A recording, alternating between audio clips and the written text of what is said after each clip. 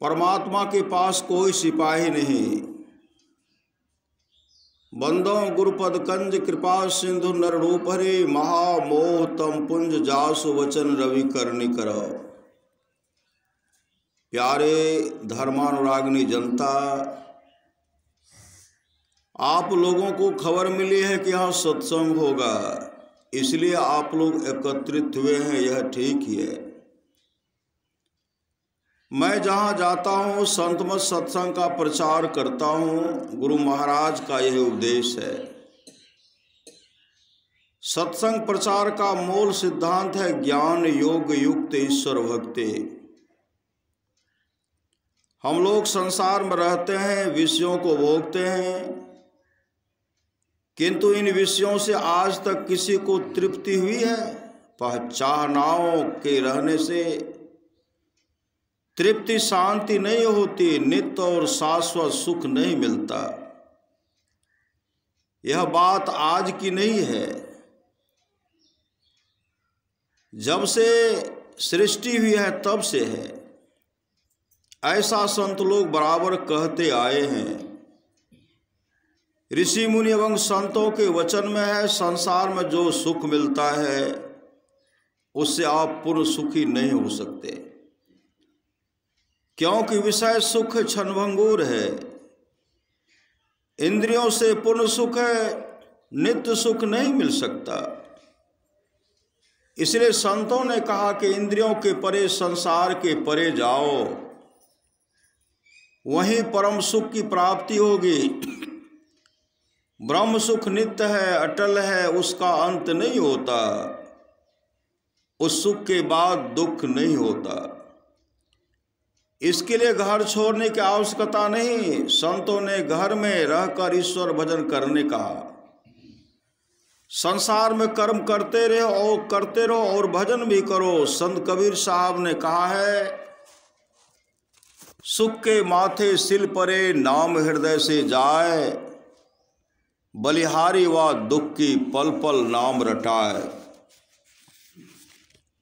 जिस सुख को पाकर ईश्वर भूल जाए, जिस सुख को पाकर ईश्वर को भूल जाए। परमाराज सद्गुरु महाराज कहते हैं, जिस सुख को पाकर ईश्वर को भूल जाए वह सुख किसी काम का नहीं। उस सुख पर शिला पत्थर पड़ जाए, इससे वह दुख ही अच्छा है जिस दुख में ईश्वर भजन हो। दुख में सुमरन सब करे, सुख में करे न कोय। जो सुख में सुमरन करे तो दुख काहे होय। इतना सुख अवश्य चाहिए, इतना सुख अवश्य चाहिए जिससे ईश्वर का भजन हो सके। पर संसार के सुख को पाकर कभी मस्त मत हो। पर संसार के सुख को पाकर कभी मस्त मत हो। संसार में कुटुंब परिवार आदि के पालन पोषण के लिए परिश्रम करो और घर में रहकर ईश्वर का भजन करो। भजन में परम सुख मिलता है। भजन का अर्थ केवल माला गिनते रहना नहीं है, इसमें मूल है ईश्वर की भक्ति। परमात्मा के नाम का जप करो, उसको जानने के लिए ध्यान करो। भजन करने वाले को सुकर्मी होना पड़ेगा। आचरण अच्छा रखना होगा। आचरण अच्छा रखने का मूल मंत्र है, झूठ मत बोलो, नशा सेवन मत करो, चोरी मत करो, हिंसा मत करो और व्यभिचार मत करो। जो विषयों में लोलुप रहता है और ईश्वर को ओर जाने की इच्छा रखता है, वह ईश्वर तक जा नहीं सकता। विषयों से बचकर ही ईश्वर की ओर जाना होता है। विषयों में सुख शांति नहीं, सुख शांति ईश्वर की प्राप्ति में है। इसलिए ईश्वर का भजन करो। यह जीव देह में है, यह जीव देह में है, देह जीव नहीं है। लोग देखते हैं कि देह छोड़ छोड़ कर बूढ़े, जवान और बच्चे चले गए। इससे जानना चाहिए कि एक दिन हमारे शरीर की भी यही हालत होगी। इस देह के भीतर देह है। इस प्रकार 4 जड़ शरीर हैं: स्थूल, सूक्ष्म, कारण और महाकारण। साधारण तरह से मृत्यु होने पर एक स्थूल शरीर छोड़ता है, बाकी 3 जड़ शरीरों के साथ चेतन आत्मा निकलती है। यह स्थूल देह मोटे संसार में रहता है। यह संसार स्थूल जड़ शरीर के रहने का स्थान है। 4 जड़ शरीर में यह सबसे ऊपर है। उसी प्रकार सूक्ष्म शरीर के लिए सूक्ष्म संसार है। सूक्ष्म मंडल में स्वर्ग, नरक आदि 7 स्वर्ग हैं। व्यक्ति सूक्ष्म शरीर से स्वर्ग जाता है। जैसे यहाँ की सरकार को कोई भुला नहीं सकता, उसी तरह परमात्मा को कोई भुला नहीं सकता। परमात्मा के पास कोई सिपाही नहीं है, फिर भी वह क्षण क्षण पल पल की खबर लेता रहता है। भले कर्म करने वाले स्वर्ग जाते हैं और बुरे कर्म करने वाले नरक जाते हैं। कुछ न कुछ पाप पुण्य सबसे होता है, इसलिए जीव स्वर्ग नरक भोगते रहते हैं। गोस्वामी तुलसीदास जी ने कहा है, आकर 4 लक्ष 84 जोनि भ्रमत यह जीव अविनाशी, फिरत सदा माया कर प्रेरा काल कर्म स्वभाव गुण घेरा। काल कर्म स्वभाव और गुण के ये घेरे हैं। ईश्वर का भजन करने वाला पूर्ण होकर ईश्वर के पास जाएगा। अधूरा भजन करने वाला स्वर्ग जाएगा और फिर पृथ्वी पर किसी श्रीमान के घर में या योगियों के कुल में जन्म लेगा। उपनिषद कहता है, मरने के समय जीव जो भावना करेगा वही वह होगा, उसी तरह का शरीर होगा। जन्म का यही कारण है। एक बार राजा रहुगन पालकी पर सवार होकर कपिल मुनि के यहाँ उपदेश सुनने के लिए जा रहे थे।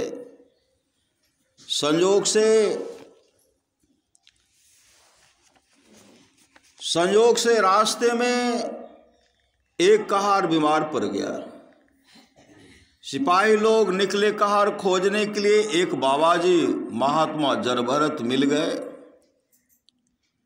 वे साधारण वेशभूषा में थे पर ऊंचे दर्जे के साधु थे। सिपाही ने उन्हें पहचाना नहीं और ले जाकर पालकी में लगा दिया। जब ये पालकी लेकर चलने लगे तो बीच बीच में पालकी हिल जाती थी। राजा ने डपट कर कहारों से कहा, रे तुम लोग किस तरह से चलते हो? पालकी क्यों हिलती है? पालकी हिलने से मुझे कष्ट होता है। कहारों ने कहा, महाराज हम लोग तो ठीक ही चल रहे हैं। यह जो एक नया कहार आया है यह हम लोगों के साथ ठीक से नहीं चलता, इसके कारण पालकी हिलती है। राजा ने नए कहार को फटकारा तो उन्होंने कहा कि मुझे नीचे देखकर चलना पड़ रहा है ताकि कोई कीड़ा मकोड़ा मेरे पैरों के नीचे आकर मर न जाए। राजा ने सोचा कि किनको लाकर पालकी में लगा दिया है, ये तो कोई महापुरुष मालूम पड़ते हैं। कहा कि पालकी रोको और उन्हें संबोधित कर कहा, आप कौन हैं? जरभरत जी ने कहा, मैं कोई हूं, तुमको इससे क्या मतलब? तुम तो राजा हो न, जानते हो कि राजा कैसे बन गए? अवश्य तुमसे कोई उत्तम कार्य बन गया होगा जिससे आज राजा के शरीर में आ गए हो, लेकिन अब क्या कर रहे हो? मनुष्य की सवारी करके कपिल मुनि के यहाँ उपदेश सुनने के लिए जा रहे हो। तो मैं तुमसे कहता हूं, सुनो, चाहे तुम करोड़ों यज्ञ कर लो, वेदाध्ययन कर लो या नाना प्रकार के शुभ कर्मों को क्यों न कर लो, परंतु याद रखो कि जब तक संत महात्माओं की चरण धूलि से अपने को नहीं नहलाओगे, तुम्हारा परम कल्याण मोक्ष नहीं होगा। राजा जर भरत के चरणों पर गिरकर अपनी गलती के लिए क्षमा मांगे। श्री सद्गुरु।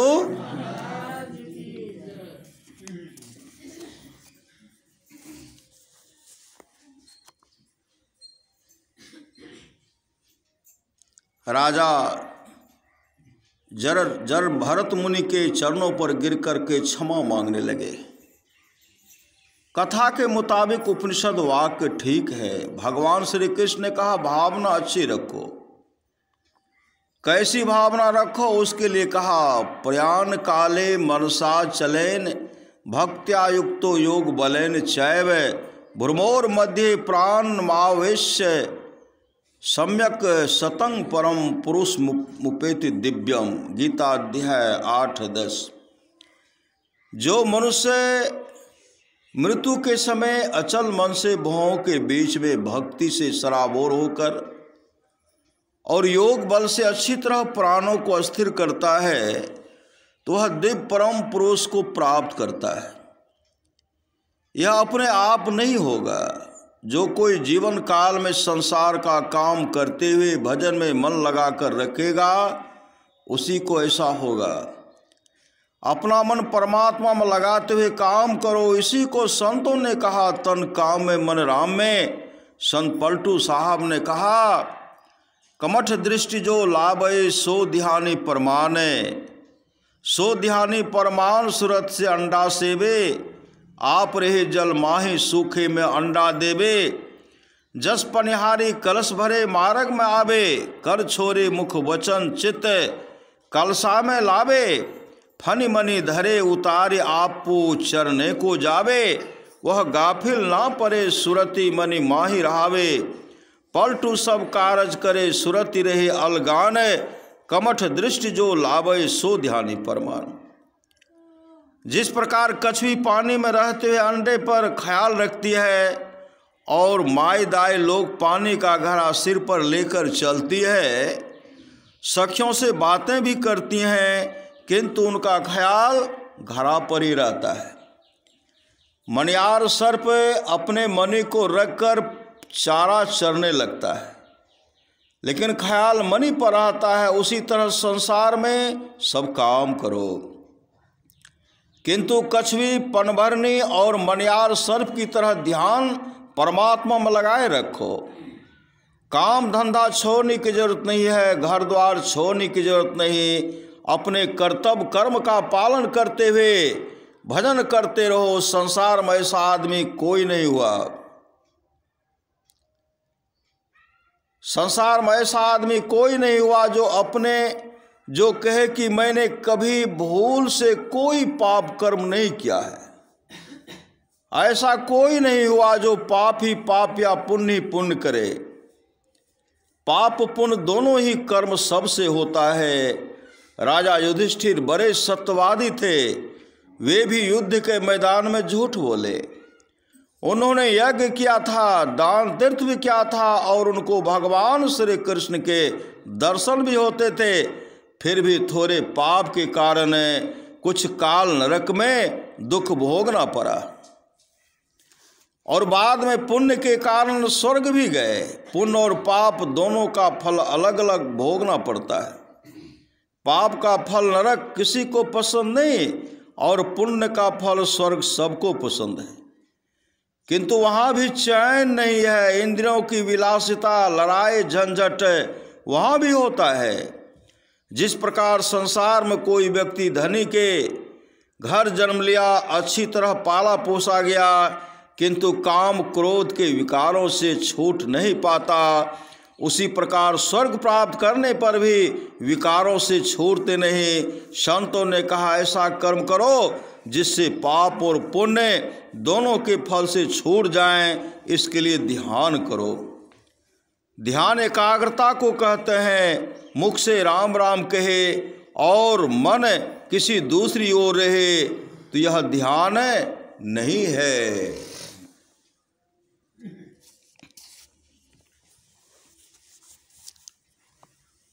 दोनों के फल से छूट जाएं, इसके लिए ध्यान करो। ध्यान एकाग्रता को कहते हैं। मुख से राम राम कहे और मन किसी दूसरी ओर रहे तो यह ध्यान नहीं है। यदि शैल समम पापं विस्तृणं बहुयोजनम विद्यते ध्यान योगेनो नान्यो भेद कदाचन। अभी आपने ध्यान बिंदु उपनिषद में सुना, सैकड़ों योजन तक फैला हुआ पहाड़ के समान यदि पाप हो तो वह ध्यान योग से नष्ट हो जाता है। कर्म 3 प्रकार के होते हैं, प्रारब्ध, संचित एवं क्रियमान। पुरुषार्थ से जो कर्म होता है उसे क्रियमान कहते हैं। किए हुए कर्म जो जमा होकर रहते हैं उसे संचित कहते हैं। संचित में जो थोड़ा थोड़ा भोग होता है उसे प्रारब्ध कहते हैं। प्रतिदिन कर्म होते ही रहते हैं, फिर संचित और प्रारब्ध होते रहते हैं। इस तरह कर्म का चक्र चलता रहता है। इस चक्र को पार करने के लिए ध्यान योग है। इसका अभ्यास करते करते पहले के लोगों ने कर्म चक्र को पार किया है। इसी बात को जानने के लिए सत्संग है। ईश्वर का भजन करने वाला सब पापों से बचता है। जैसे संसार में इस धाम से उस धाम, इस मंदिर से उस मंदिर में जाते हैं, उसी प्रकार भजन करने वाले को भी यात्रा, भजन करने वाले की भी यात्रा अपने अंदर अंदर होती है। परमात्मा सबके भीतर में है। अभी आपने सुना, पानी बिच मीन प्यासी मोहि सुनि सुनि आवे हंसी। पानी में मछली रहे और मछली प्यासी रहे तो हंसी की बात है। ईश्वर में सब कोई रहते हैं किंतु ईश्वर को पहचानते नहीं। इसका क्या कारण है? तुम अपने आत्मा को पहचानते नहीं। तुम अपने को पहचानो तो ईश्वर को भी पहचानोगे। अपने अंदर में बहुत पर्दे हैं। हृदय जवनी का वहु बहु विधि लागे। ध्यान के द्वारा सब पर्दों को पार किया जाता है, तब कर्म बंधन से छूटा जाता है। इसलिए सबको ईश्वर का भजन करना चाहिए। ईश्वर भजन में 2 बातें हैं, जप और ध्यान। गुरु प्रदत्त मंत्र को जपो, फिर इष्ट मूर्ति का ध्यान करो। शिव, राम, गुरु या किसी अवतारे पुरुष का ध्यान कर सकते हो। मूर्ति को स्थूल आँख से देख सकते हैं, लेकिन ज्योतिर्बिंदु को नहीं। ज्योतिर्बिंदु को देखने के लिए अंतर्दृष्टि चाहिए और देखने का यत्न चाहिए। यत्न जानकर जो कोई दृष्टि साधन करता है उसके लिए आप ही ज्योतिर्बिंदु उदय होता है। इसके आगे नाद है। खूब अंधकार हो, कुछ सूझे नहीं, रास्ता भूल जाए तो गंतव्य स्थान पर कैसे जाएंगे? जैसे गांव के लोगों की आवाज़ को सुनते सुनते गांव में पहुंच जाते हैं, उसी प्रकार जो ब्रह्म ध्वनि को सुनता है वह ब्रह्म तक पहुंच जाता है। इसलिए ध्यान बिंदु उपनिषद में कहा गया है, बीजाक्षरं परं बिंदुं नादं तस्योपरि स्थितम स्वशब्दं चाक्षरे छीने निःशब्दं परमं पदम। सद्गुरु से यत्न जानकर जो ध्यान करता है वह अंदर में ज्योति और नाद को पकड़कर परम प्रभु परमात्मा तक पहुंच जाता है और वह संसार के सारे दुखों से छोड़कर परमात्मा में मिल जाता है। इसी ईश्वर भक्ति का प्रचार संत मत करता है। यहाँ किसी मतांतर का खंडन नहीं होता। लोग इसको जाने और भजन सत्संग करे, तब मनुष्य जन्म पाने का फल सार्थक होगा। बोलिए प्रेम से श्री सद्गुरु महाराज की जय। संत सद्गुरु महर्षि में परमहंस जी महाराज के यह प्रवचन मोरंग, नेपाल, कुढेली में श्री भागवत प्रसाद चौधरी के यहाँ दिनांक 14/4/1953 ईस्वी को अपराह्न कालीन सत्संग के शुभ अवसर पर हुआ था।